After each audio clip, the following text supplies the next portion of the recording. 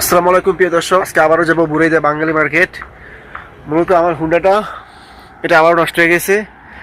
মানে প্রতি মাসে বর্তমানে একবার ঠিক করতে হয়। এটা সেলফ স্টার্ট হয় না, কিক দিলে স্টার্ট হয়। তারপরে মিটারের লাইন আর সামনের হেডলাইট জ্বলে না, খুব কম জ্বলে, আলো কম আসে।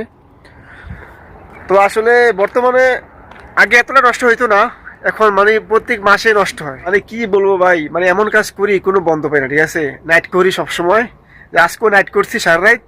তো এখন আবার যাব মার্কেটে এই হুন্ডা ঠিক করার জন্য। আর এই হুন্ডা যদি আমি চালাই আমাকে ঠিক করতে হইব। আর ইদানিং এটা বেশি নষ্ট হয়েছে, বুঝছেন। এই গত 1-1.5 মাস হচ্ছে ঠিক করে আনছি, আর আজকে আবার সমস্যা। আর আমি যেহেতু যাব মার্কেটে, তাহলে আমার একটা ভাঙা মোবাইল ছিল নষ্ট, তো এটা বহুদিন যাবৎ বাসায় পড়ে রয়েছে, এটা ঠিক করে করা হয় না। তো একবারে মোবাইলটা সহ সাথে নিয়ে নিছি। এটা সমস্যা আপনার ডিসপ্লে নষ্ট হয়েছে, ডিসপ্লে ভাঙা। তো এইটা আর মোটরসাইকেলের সহ একবারে সব কিছু ঠিকঠাক করে আনলাম, কারণ সবসময় তো আর যাওয়া হয় না। তো একবারে সব কিছু ঠিক করে আনলাম ইনশাল্লাহ। আর দয়া করে সাবস্ক্রাইব করে এই ছোট্ট পরিবারের সঙ্গে থাকেন। তো আমি যাওয়ার সময় কয়েকটা ইশারা পরে, মানে সিগন্যাল প্রায় 4-5টা মতো পরে। আর সবচেয়ে সুন্দর লাগে এই জায়গাটা, এই দৃশ্যটা আমার কাছে খুব সুন্দর লাগে, এই জন্য ভিডিও করলাম। তো এখানে আসার পরে দেখি সব দোকান বন্ধ, মানে কোনো দোকানই এখনো খোলা নাই। এখন বাজে মনে করেন 8:30, এখন বাজে 8:30।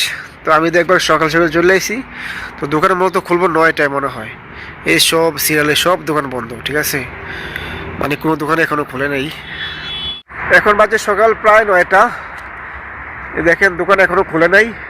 তো ভাবছিলাম সকাল সকাল গিয়ে ঠিক করে পরে বাসায় গিয়ে ঘুমাবো, কিন্তু আসলে কোনো লাভ হলো না, এখনো দোকান খোলে নাই। তো কিছু করে নাই, অপেক্ষা করতেছি, দেখি কি হয়।